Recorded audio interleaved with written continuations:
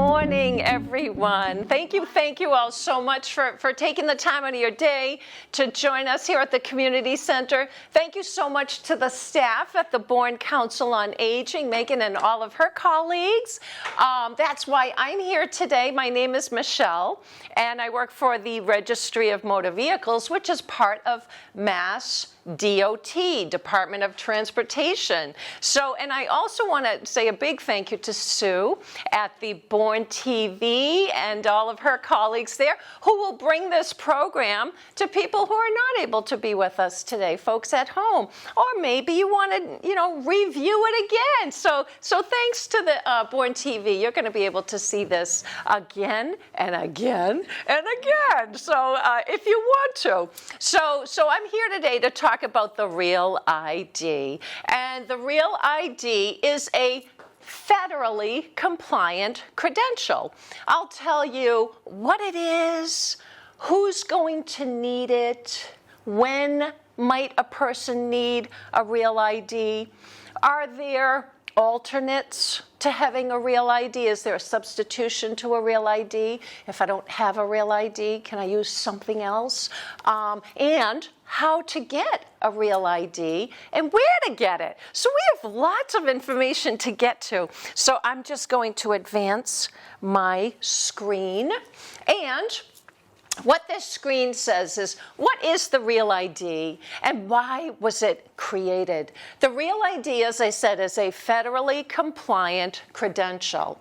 And it will be required on May 3rd, 2023. So starting on May 3rd, 2023, a person will need to have a Real ID federally compliant credential to fly domestically and to enter certain federal facilities. So certain federal facilities like federal courthouses, the larger Social Security office building. So a Social Security office building that has a security guard at the entrance. So those are the two types of federal buildings, so secure federal offices. Starting on May 3rd, a person will need to show either a Real ID, which is your driver's license that has a star in the top right-hand corner of it, or a valid passport booklet, or a valid passport card,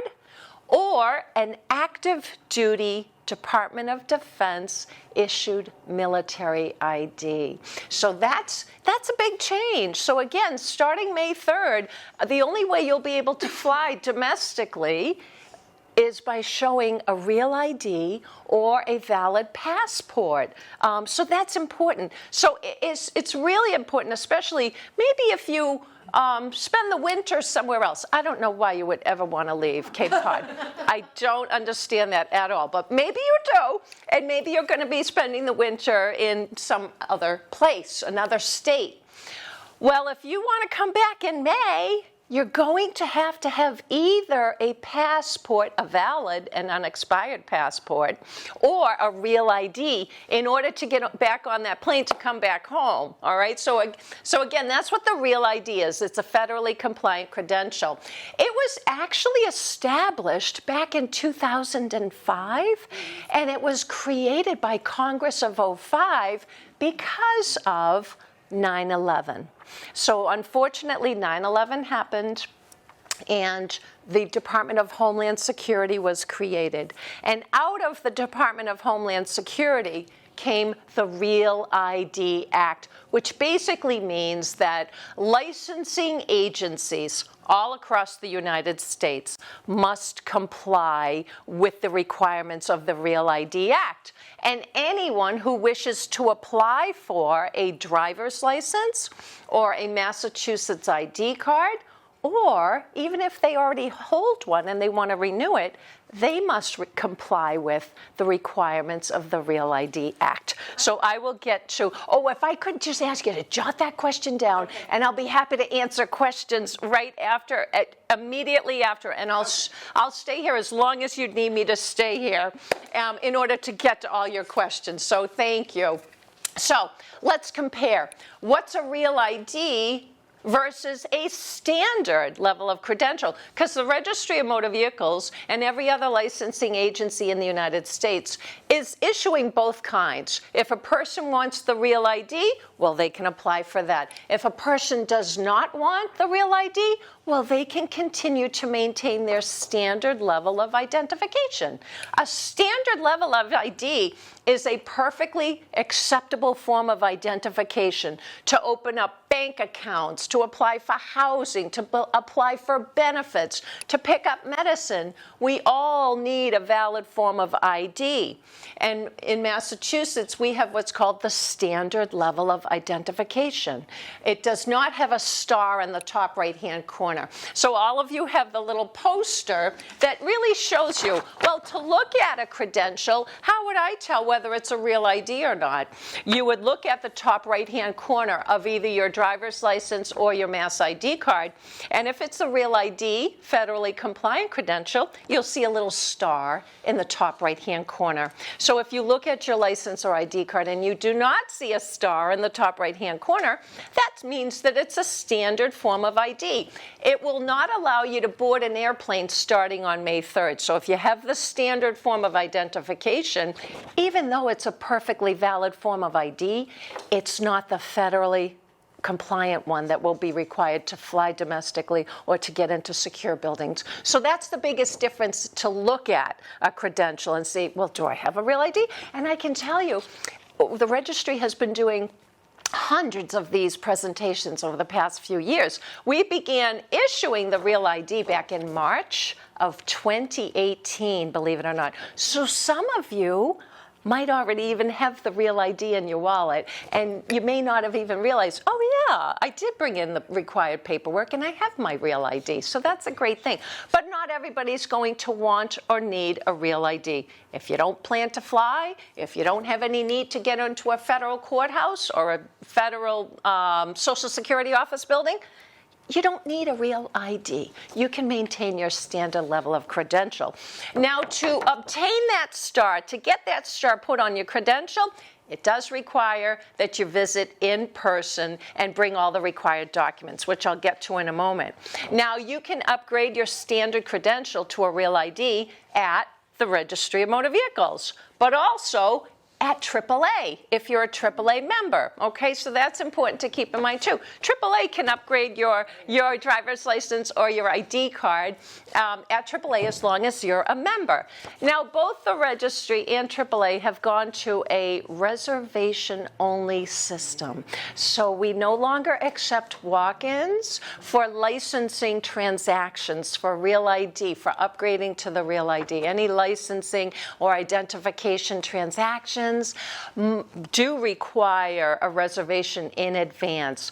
Now, I have on this poster our website, which is mass.gov/RMV, and it's right at the bottom, mass.gov/RMV. And you could go to that website and make a reservation to visit the Registry of Motor Vehicles. Our office hours, in order to visit the registry, you would make that reservation in advance. Our service centers are open Monday through Friday from 9 a.m. until 5 p.m., so you would make a reservation anytime during those hours, 9 a.m. to 5 p.m., Monday through Friday. I'll talk in a little bit, too, about a nice initiative that the registry has. We have something called our 65-plus dedicated hour each week on a Wednesday morning. It is a really nice time to make that reservation to come in. But so you can, it is by reservation only. If you're going to come in during our designated 65-plus hour, you still need a reservation in advance. But it's every Wednesday morning from 9 a.m. until 10 a.m.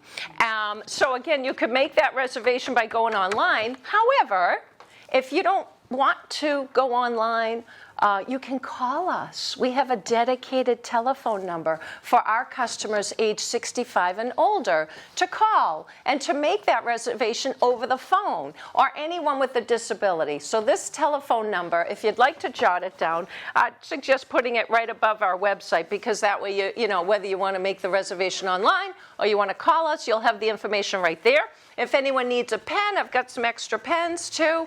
But the telephone number is, let me just get you a couple pens. There we go. You're welcome. Anybody else need a pen? No? Okay, great. The telephone number to call to make a reservation with the Registry of Motor Vehicles is area code 857-368-8005. And you'll see that number again in my PowerPoint slide deck. But again, 857-368-8005. That's the registry's reservation line, and you can call us between 9 and 5, where we have staff ready to take your call Monday through Friday from 9 a.m. until 5 p.m. Now for AAA, to make a reservation at AAA, you would have to call AAA directly. Unfortunately, I don't have the telephone number, but call your local AAA office. I believe the closest one, well, you're lucky. Yeah, you've got Plymouth. I was going to say there's also South Dennis, or West Dennis, I believe it is. But yeah, West Dennis or Plymouth, so that's nice. You've got some options. And I think there might even be a few more in the Plymouth area. But anyway, so call the local AAA office or go to AAA.com, and you can make the reservation to visit AAA. And also a nice thing about AAA, they're not only open Monday through Friday, but they're open on Saturdays too, which is really nice, until 1 p.m. So that's a nice advantage as well. But you have to be a AAA member to go to AAA. So now you know, Real ID driver's license can be used as federal ID. It requires additional documentation, which I will get to, and it requires a visit in person to either the registry or to AAA, because we need to verify your identity. We have to take a picture. We have to verify all the documents that you bring to us. A standard driver's license, the standard driver's license, the one without the star in the top right-hand corner, it is labeled not for federal ID, but it is absolutely a valid, whether it's a driver's license or whether it's an ID card, it is a valid form of identification. So that's important to keep in mind as well. As I said, not everyone's going to want or need a real ID. So starting in on May 3rd, you know now, a valid passport book, a valid passport card, a military ID or a real ID compliant driver's license or ID will be required to enter certain federal office buildings and to board flights within the U.S. So how does one get the real ID? You can do it when you renew your driver's license. Here in Massachusetts, you have the ability to renew your driver's license within 1 year of the expiration date, which is really nice. Yeah, it's really nice to know that you have literally 364 days prior to the expiration date to renew it at any time during that window, that renewal window. You're not going to lose any of that time. Let's say you decide, let's say your birthday is on August. Okay, August. All right, your birthday's in August, and just hypothetically, let's say my birthday is August 1st. And I look at my driver's license and I see, oh, it expires in 2023. You can make that reservation today and go renew your driver's license. You're not going to lose that upcoming 9 months. We're going to build that into your new license, your newly renewed license. You're not going to lose any time if you renew 10 months before it expires, 11 months before it expires. That's okay. So keep that in mind. And I have to tell you, both the AAA offices and the Registry of Motor Vehicles are going to be pretty darn busy in 2023. We're going to be very, very busy in 2023 because that deadline is looming, and human beings are procrastinators. I read that somewhere. Human beings tend to procrastinate. Don't procrastinate on this. If you feel like you want to upgrade to the Real ID sooner rather than later, make that reservation and get into the registry or AAA prior to 2023, especially prior to May of 2023. But if you have a passport, you don't have to scramble to get the real ID as well, because as I said, it's one or the other that will be required. Make sure that passport is valid and unexpired. Here in Massachusetts, Massachusetts law requires that if a person is age 75 or older, they must renew their driver's license in person every 5 years and take and pass the eye test. You've probably been doing this for as many years as you can remember, but that is the requirement. So once we turn 75, we can no longer renew our driver's license online only. We can start the transaction and the application online, but then we print it out and we've got to go in, take and pass on an eye test. So that's once you turn 75. And so a lot of people will do that. They'll upgrade at the same time to the Real ID. There is no additional fee to upgrade to the Real ID while you're renewing your license or your ID card. So how much does it cost to renew a driver's license? $50. That's what it costs to renew a driver's license, $50, and you've got your license valid for 5 years. If you hold a Massachusetts ID card, that costs $25 to renew. So an ID card is half the cost of a driver's license. Still, it's good for 5 years. It's a valid form of identification. So if you have loved ones or maybe friends or family who no longer drive, and maybe they've let their license expire, well, encourage them to apply for a Mass ID card, because everyone must have a valid form of ID to get the most basic services in life, right? To pick up medication at the pharmacy, or to buy a bottle of wine if I wanted to at the grocery store. I have to have a valid form of ID. And as I said earlier, to apply for housing or benefits. So if a person no longer drives and they've let their license expire, encourage them to apply for a Mass ID card. It does require a visit in person, and they do have to provide all the documents that we're going to talk about next, okay? But it's critical that everyone has a valid form of ID. This is the checklist that you all have. This will help you get ready for your visit. It lists every document that we and AAA can accept. If you are wondering about a document, well, maybe you have a document at home and you're thinking, oh, I wonder if I could bring that in. If you don't see it listed on this two-sided checklist, do not bring it in, because we cannot accept anything. It must comply with the Real ID requirements. So this checklist has a couple of important, well, a lot of important information, a couple of important reminders right across the top in an orange banner. Again, that date, that May 3rd date, is important to keep in mind. And then right underneath the title, it does say get ready online for faster service, which means you can do a lot of the steps ahead of time prior to your visit to the registry at a AAA, and that's going to save you time if you are able to go online. And I know both libraries and the COA really do help residents in the community with support. If it is something that you'd like to try to, fill out that application online, I can talk to the staff here, and we can help you get that application online. You don't have to do it online, but it will save you time. We do have paper copies of the renewal application, both at the Registry of Motor Vehicles and also at AAA, so you can fill it out when you get there. Or last but not least, you could even print it out if you have access to a printer. You could print out an application and fill it out ahead of time. The more you can do ahead of time prior to your visit, the quicker your visit's going to be. So other important reminders, the Real ID Act requires that customers bring original documents only. We cannot accept photocopied documents anymore. The Real ID Act requires that we require customers bring in originals or a certified version, which is as close to an original as you can get. It's not a photocopy. A certified version is as close to an original document as you can get.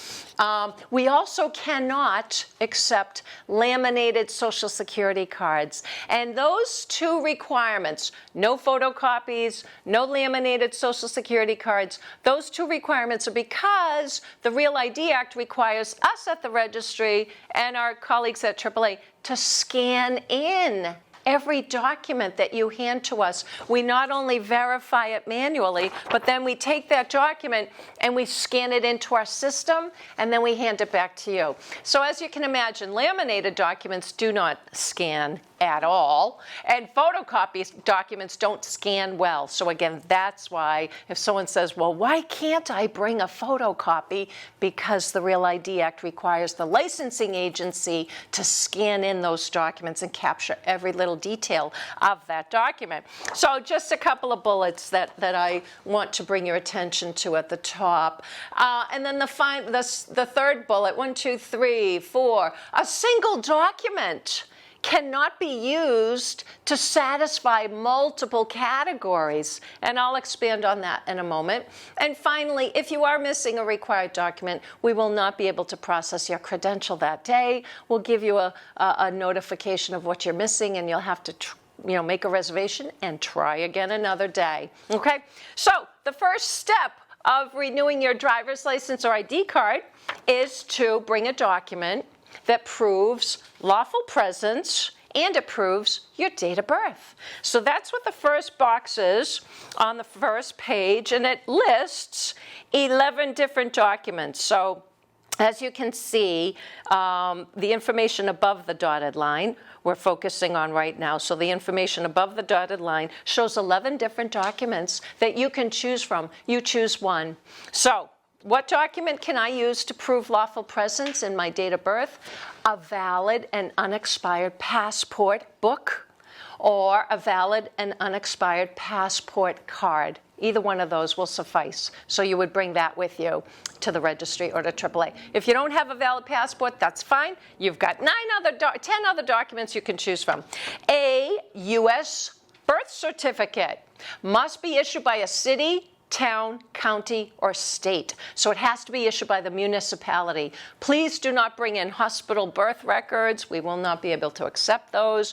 Do not bring in baptismal certificates. We cannot accept those. These are some things that customers who have not taken the time to be prepared like you all and to do your homework, we cannot accept hospital birth records or baptismal records. It must be your birth certificate that was issued by a city, town, county, or state. And on top of that, it has to have all of the information that is listed right underneath. There are 5 other bullets underneath the birth certificate. So the birth certificate, first of all, has to be issued by a municipality, has to list your name, your date of birth, and your place of birth. It has to list your parents' full names.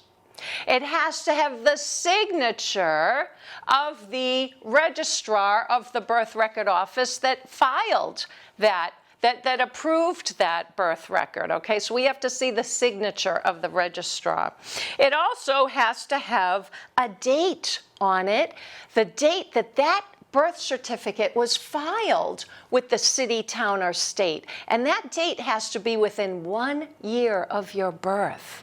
And then last but not least, your birth certificate must also have a seal of the issuing agency that it's an embossed seal or an actual seal. You could run your fingers over it and feel that. So if your birth certificate does not have all of this information, we by law cannot accept it. So what you would have to do is contact the city or town or state where you were born, because some people have a little postcard of their birth certificate. This happened to a neighbor of mine, and that postcard did not have all of the information that we need on it. So he called the town clerk, and they said, yes, give us, luckily, he was very lucky. They did it by the end of the day, but it might take a day or two, depending on the municipality. But anyway, so they issued him a certified version of his long form birth certificate. That's what we need. Okay, so that's really the step that might take the most work to find, to make sure you comply with this, to find that birth certificate, to make sure it has all of that information, to find your passport, make sure it hasn't expired, so you've got to get your ducks in a row before you come into the registry or to AAA. So if you don't have either of those documents, do not despair. There are 9 other documents listed, like a green card, otherwise known as a permanent resident card. Employment papers, employment authorization documents, a consular report of birth abroad. And the second column you'll see a foreign passport with a visa, a foreign passport with an I-551 stamp on it, a certificate of citizenship, a certificate of naturalization, a re-entry permit, or a refugee travel document. Those are the only 11 documents that we can accept that will prove both lawful presence and date of birth. And what does lawful presence mean? Well, in the case of the Real ID, it means that the person applying for the license or ID card has an official document that proves that they're living legally in the United States. Okay, so that's first step. Now, for those of you who want to get the Real ID, please bring your attention to the information under the dotted line on the first page. And underneath the dotted line, it says, your current name must match the name that appears on your lawful presence document when applying for the Real ID. So really be mindful and check to see that the name on your lawful presence document, again, either your passport, your birth certificate, certificate of naturalization, make sure it shows your current first name or last name. If it does not, you need to bring in one or more of the documents listed under the dotted line. A marriage certificate, that is a document that proves you legally changed your name, and we can accept a birth certificate that shows a different last name if you have your marriage certificate to go with it. So the marriage certificate must be, where did you apply to get married?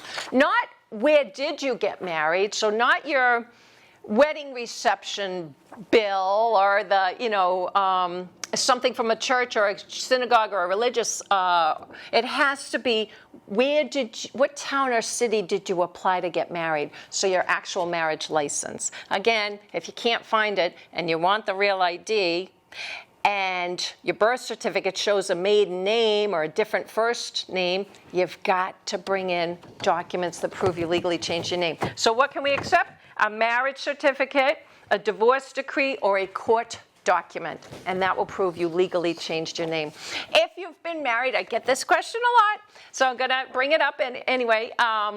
If you've been married multiple times and divorced multiple times, and you've changed your name every time, and you're using a birth certificate that shows maybe your maiden name, you must bring in every marriage license and every divorce decree, because we need to see the progression of name change to put that star on your license. So again, that's only for the people that want the Real ID. If you do not want the Real ID, you do not have to worry about the names matching. You will get your standard license or ID issued, and it's only if you want the Real ID. So that's step one, probably the most time-consuming of all the steps. So if you could turn your checklist now over to page 2, we only have 2 more categories to go.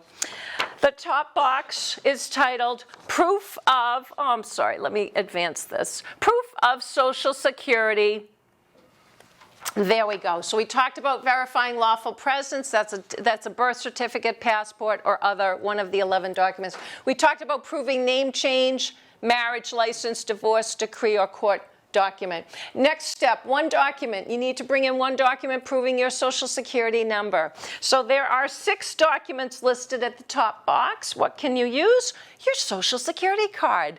Make sure the name on your Social Security card does match your current name. That's a requirement. And make sure your Social Security card has not been laminated. If it's been laminated or the name doesn't match, you've got 5 other documents you can choose from as an alternate. A W-2 form. Maybe you have a W-2 form. Make sure it shows all 9 digits of your social. A 1099 tax form. Maybe you get a 1099 form for your taxes every year. You could use that either if doesn't matter whether the 1099 is issued by Social Security Administration, that's acceptable, or maybe a non-Social Security Administration agency. You can bring in your 1099. Make sure it shows all 9 digits of your social. Next alternate, you could bring in a pay stub, and that will prove your Social Security number as long as it shows all 9 digits. And last but not least, a Social Security denial notice issued by the Social Security Administration. So again, check off one of these documents and bring that along with you if you want the real ID. And there's also a nice little reminder. In each category, there's a little box in the top right-hand corner of this checklist, and that's a reminder of how many documents do I need from this section. So on this Social Security section, it says, for real ID, check 1. You need to bring in 1 to get the real ID, okay? And then your final step is this larger box on page 2, and it's titled, Proof of Massachusetts Residency. And the document must, in order to prove Mass residency, the document must display your current name and your residential address. We cannot accept documents that only list a post office box number. Nor can we accept a document that is only addressed to you in care of somebody else, all right? So there are more than 25 different documents listed here. For the real ID, you bring 2 from this Massachusetts residency section. So what can you use to prove Mass residency? Well, there are lots of subtitles within this Mass residency category. So let's see, to prove Mass residency, depending on the document, it might have to be dated within 60 days of your visit, but again, the checklist lists it all. If it has to be dated within 60 days, it says it right on the checklist. So let's get to it. You can use a registry item, a registry issued item, your driver's license. You bring that. So check driver's license off and you bring that with you, and that is one document that proves Mass residency. If your license has expired, we cannot accept it to prove Mass residency, so keep that in mind. Or if your license shows a previous address and not your current address, obviously we cannot use that to prove Mass residency. But the good news is you can choose from more than 30 other documents in this section, all right? But you can use your valid and unexpired driver's license or Mass ID card that shows your current address. Or maybe you got a piece of mail from the registry. You could bring that as long as it's dated within 60 days of your visit. So you could bring one registry item, and then you can look at the rest of the list and pick one more from the entire list. So what other subcategories are there that you could choose from? A state, federal, city, town, county, agency issued document, like a first-class piece of government-issued mail, dated within 60 days. A current professional license. Maybe you're a nurse or an accountant and you have a professional license. Well, you would bring that current license with you. A Medicaid statement, dated within 60 days. A current firearms card. A jury duty summons or a court correspondence, both must be dated within 60 days of your visit to AAA or the registry. A property tax bill for the current year or an excise tax bill for the current year. So that's another category you could choose from. Then there's another category, bills. Lots of bills listed here. Unfortunately, most people do have bills. If you're going to bring a bill from this section, make sure it's dated within 60 days of your visit. So what kind of bills can we accept? Utility bills, credit card bills, medical or hospital statement or bills, insurance bills, whether it's a car insurance, medical insurance, home or rental insurance, or a cell phone bill. All right?